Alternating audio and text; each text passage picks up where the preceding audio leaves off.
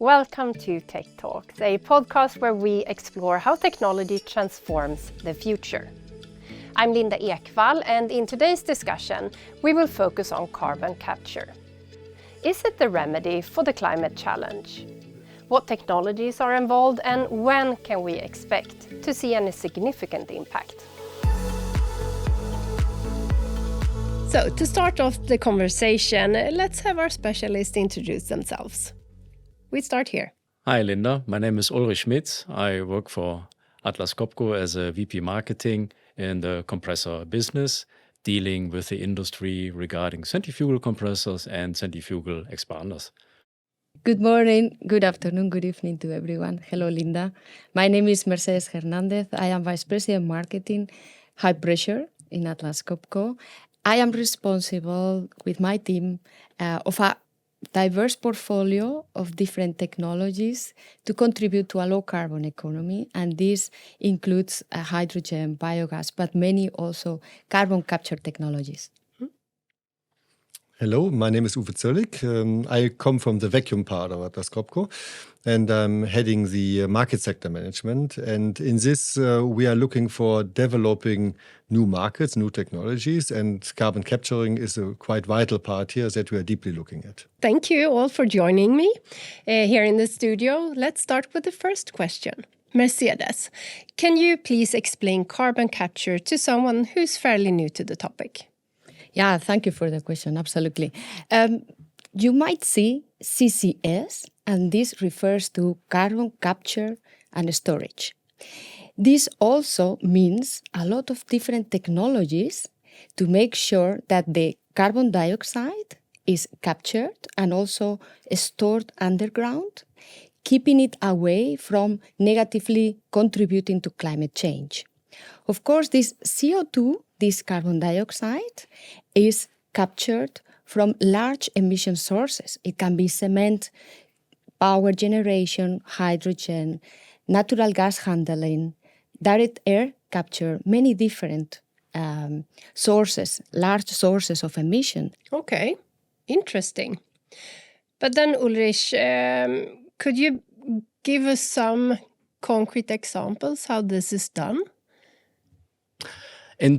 In many years ago, 2005, if I remember correctly, we already supplied compressors for CO2 transport. The CO2 was coming from a refinery of a big oil and gas company in the Netherlands, and this CO2 was then compressed through pipelines to greenhouses. And the greenhouses are using the CO2 for let's say, for growing the cucumbers and tomatoes.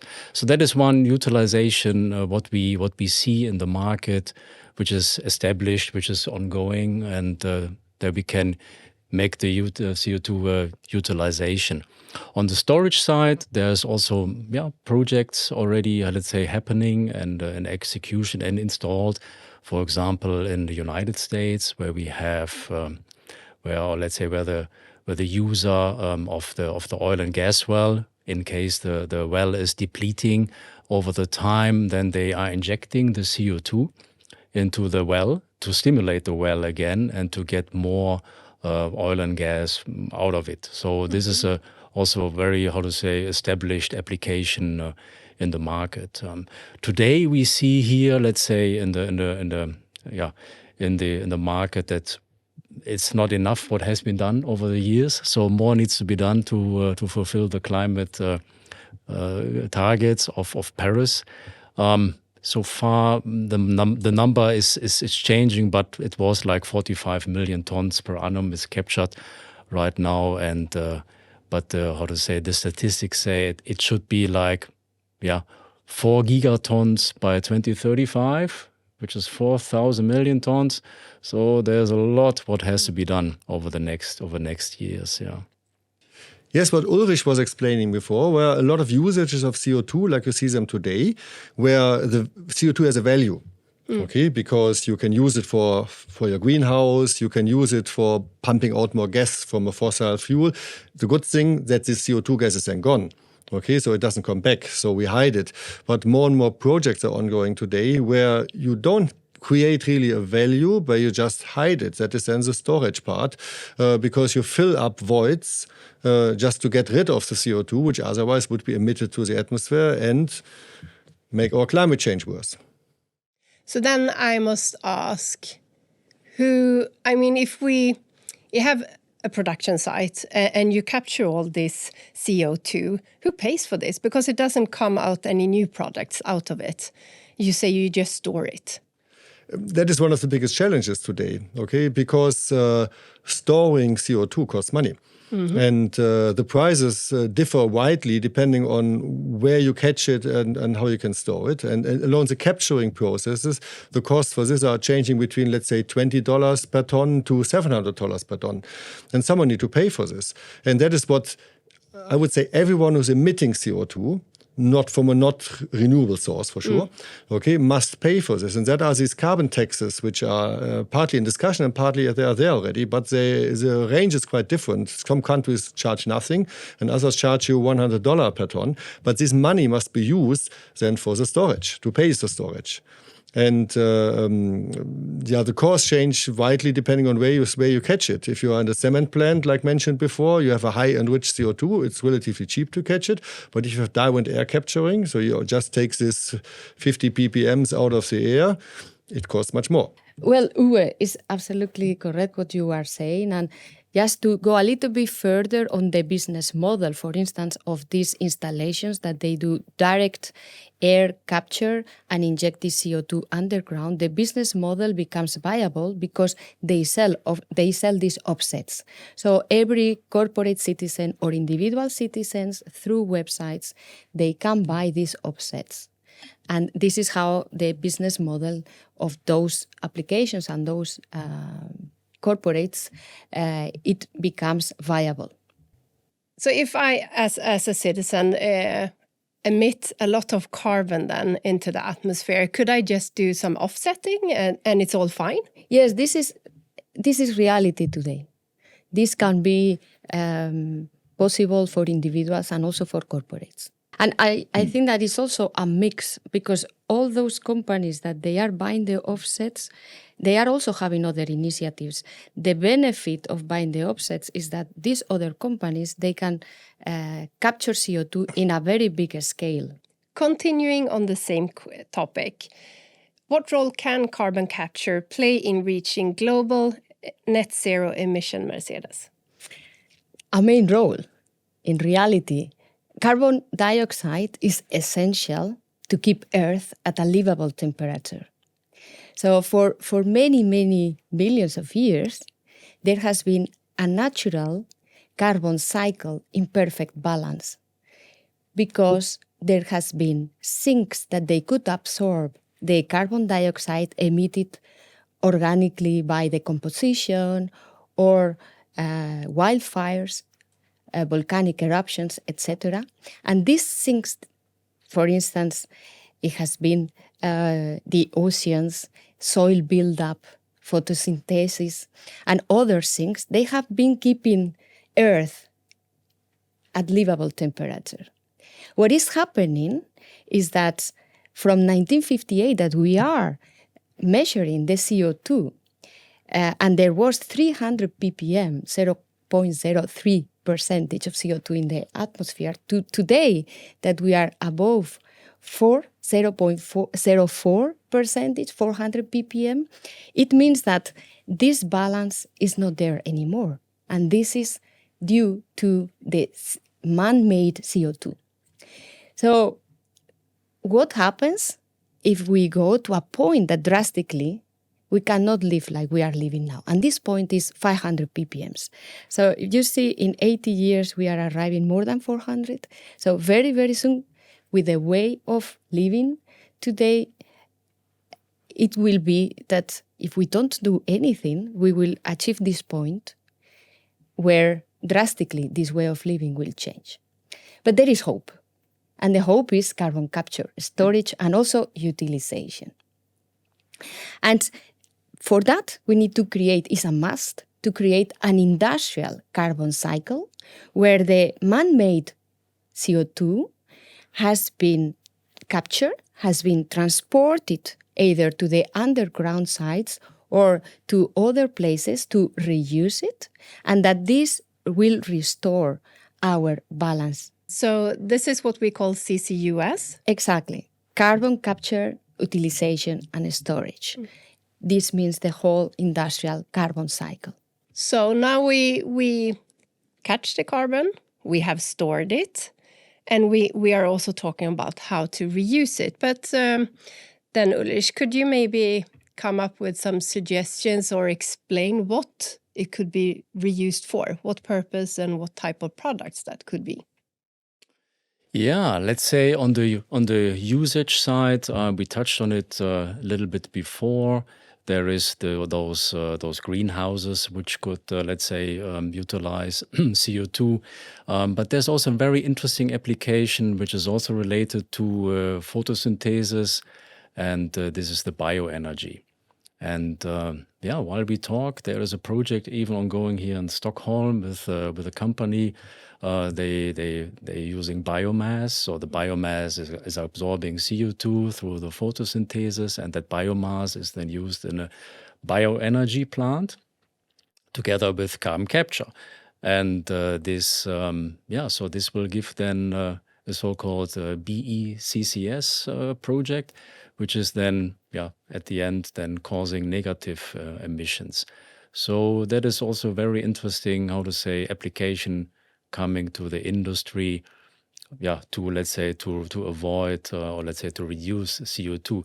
On the usage side, we could add that CO2 can be used together with, for example, hydrogen in a process to make a methanol. Methanol is a chemical intermediate, which could be then used or is already used, methanol, in the chemical industry for also for transportation purposes. So there's a lot of things going on in this regards. But let's say if we come back to the storage part of the business, it is definitely also driven by government supports. Most of the projects what we see happening in the moment in Europe, they are going ahead because the state is supporting substantially. So the money is always the short part in this whole debate. Yeah. But I've also heard other things that we could do when we reuse it. We do it with plastic, right? I heard something about diamonds. I understand it's not the big thing we do, but it's also things that are produced out of this. You need carbon for doing a lot of things. And the best for sure is if you capture this carbon out of industrial processes and not just dig out the next charcoal from somewhere. And you can convert it to e-fuels, you can convert it to diamonds, okay? You can convert it to plastics or whatever. That all is possible and makes a lot of sense as long as you use renewable energies for this. So for example, Ulrich was talking about the hydrogen that you need to let it react with the carbon dioxide. For surely also this hydrogen, if this is produced out of an electrolysis with wind energy, it all makes sense. So from what I understand, there are some current challenges when it comes to carbon capture. We have cost effectiveness, we have the technologies, transportation, geography and location, and also the storage part. So let's dig into that. Uwe. The problem is that today these carbon capturing processes are mostly too expensive. Okay, so as I said before, it costs up to $700 to capture carbon dioxide, while even the highest tax for carbon emission is just $100. So that doesn't sound very effective. So one of the first targets is we need to bring down the costs. And but these are a lot of technologies to do this are existing since ever, but they're never on a big industrial scale, and that is what's happening now. And if you really reduce the costs, and that is happening simply because you develop better, you get more experience, you bring it on a bigger scale, then it should also be affordable in the future.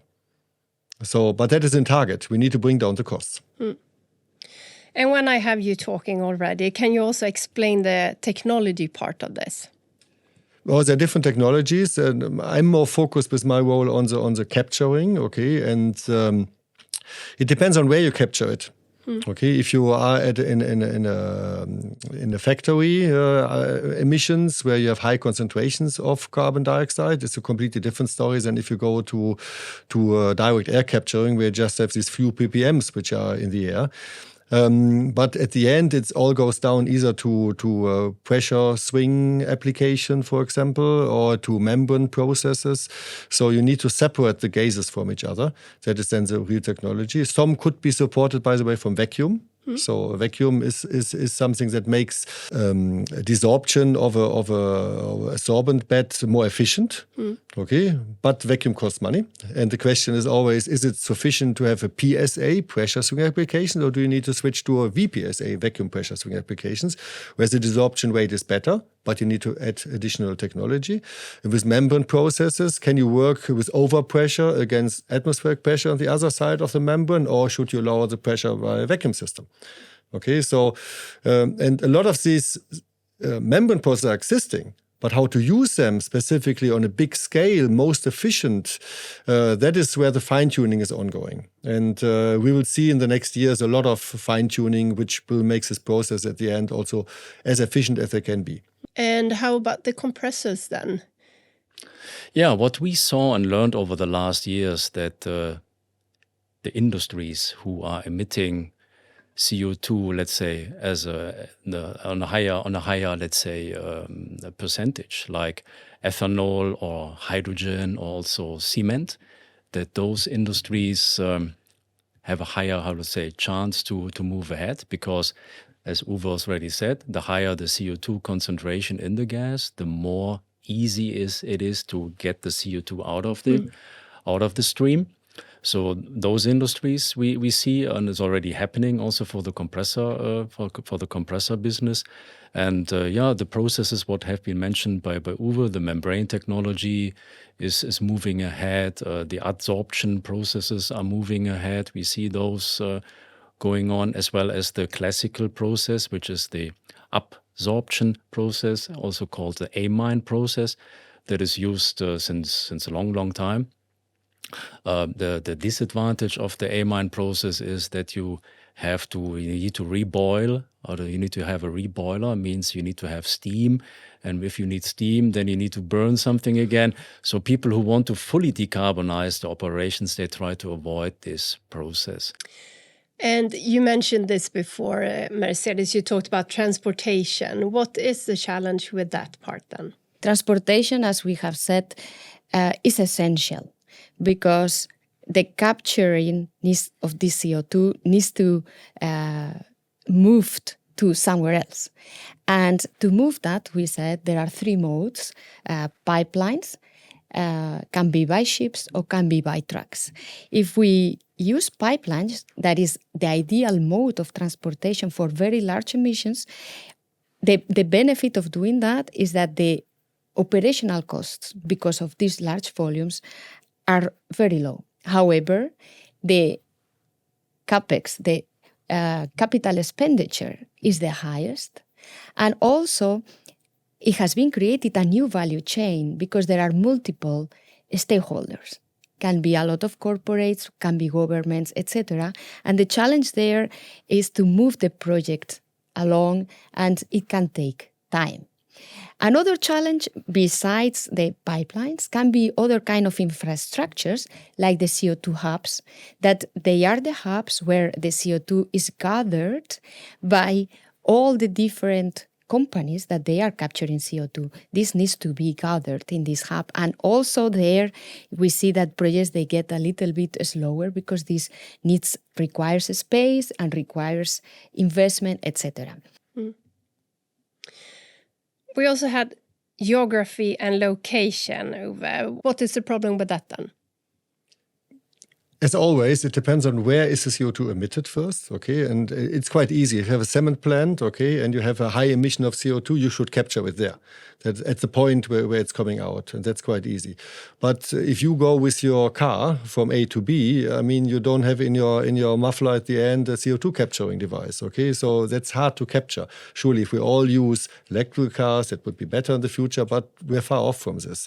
So all this CO2, which is emitted anywhere in the world by a car running in India with direct air capture, you can catch it.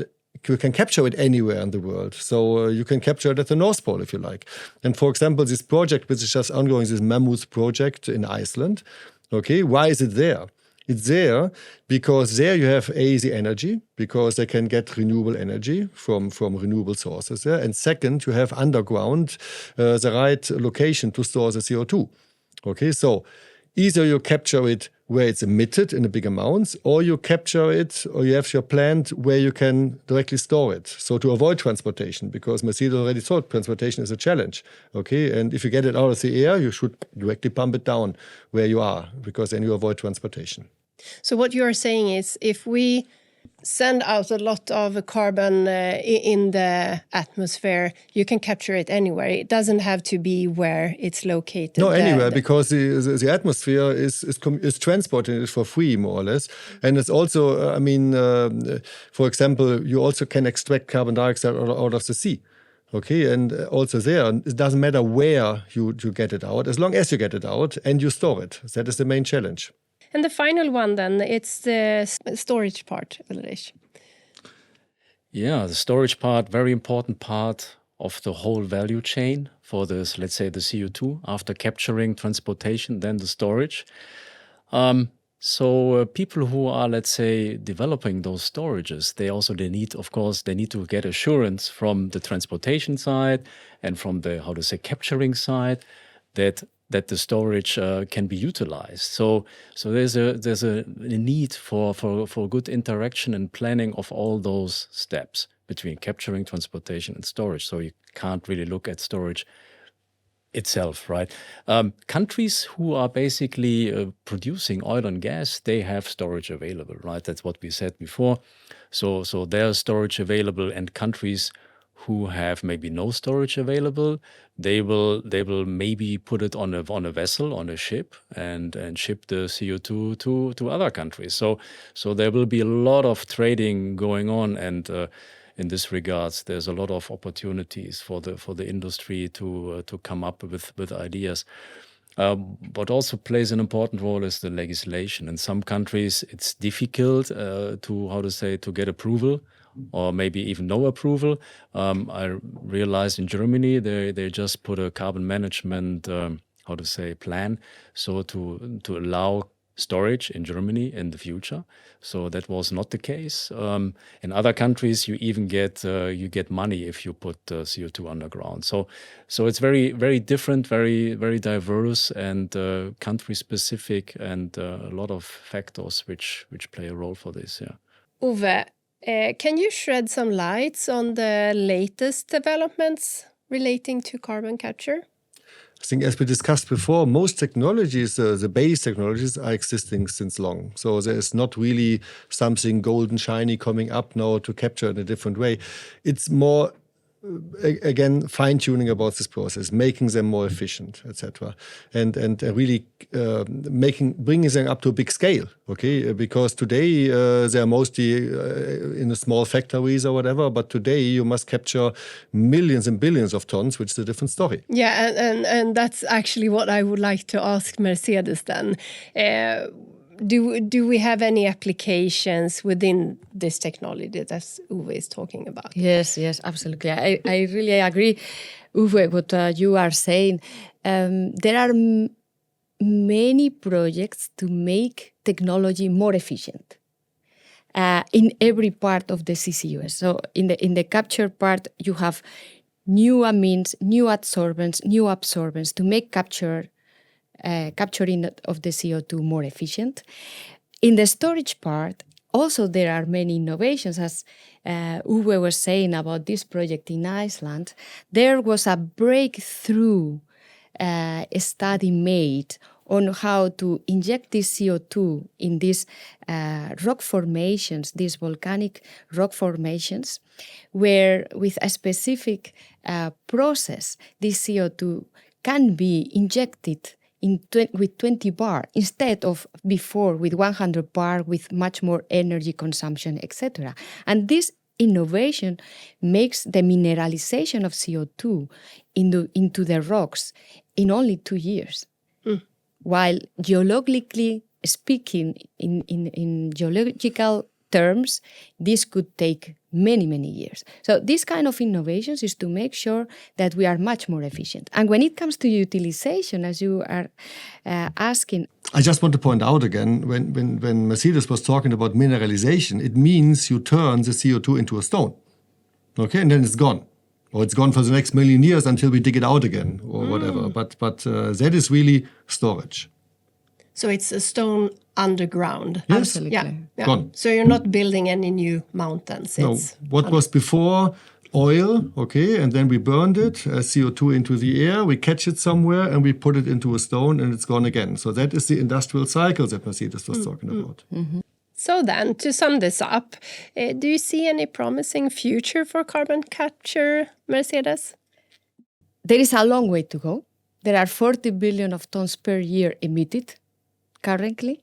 However, the efforts that we see in many different parts of the world, corporates, also governments, is accelerating at a very, very, very fast speed. We have reports, full year reports of 2023, and we have seen that the capture capacity has increased in the last 2 years, 48%, while from 2017, we were at a rate of 35% of capture capacity. So we can capture more CO2. That's the first step. Then we also see that as of July 2023, the total amount of projects, either in operation, ongoing, early stage, are 392. And this is more than 100% growth year on year. And we see many more countries committing from different parts of the world to be part of this global change. And we also see an acceleration of technology, as we have been commenting, different projects from pilot stage to more mature stage and scaling up the capacity of CO2 capture. But there is hope. There are so many stakeholders working hard on that. We will need to accelerate and to involve as many as possible. But we see that also from Atlas Copco Group, we want to be part. We want to contribute. We are innovating. We are together in this journey with the different stakeholders. And when I see this part, I am optimistic that the future will be bright.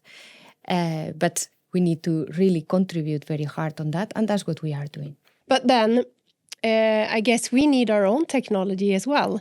So when we produce products, we also need to capture the carbon that is sent out in the atmosphere. So here I think it's most important you need to avoid emission of CO2. So something like that our factories globally should only buy renewable energy and not fossil-powered energy anymore. Every CO2 molecule that you don't emit, you don't need to capture.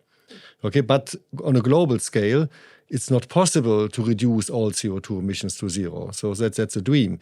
So carbon capturing technologies are absolutely necessary to make the difference.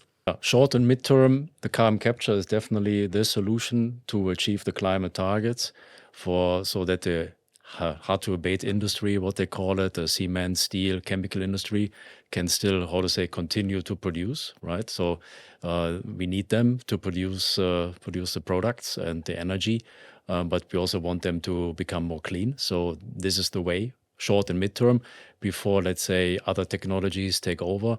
Maybe hydrogen will take a more role, or more renewable energy, and other processes come to the picture to then at a certain time maybe also, kick in more and more. One more important thing is in the carbon capture, let's say, world, it is about the cost again, and it is about collaboration And it's about working together with different companies to fulfill, let's say, all our goals. Yeah. So this is the final solution. We need carbon capture to make sure we don't emit too much for what the world can handle, I guess. That concludes today's episode on carbon capture. For more information, visit us at atlascopcogroup.com. In the next episode, we will continue to explore various technologies essential for society to function seamlessly. So, thank you to Ulrich, Mercedes and Uwe, and to all of you who listened today. Take care and see you soon.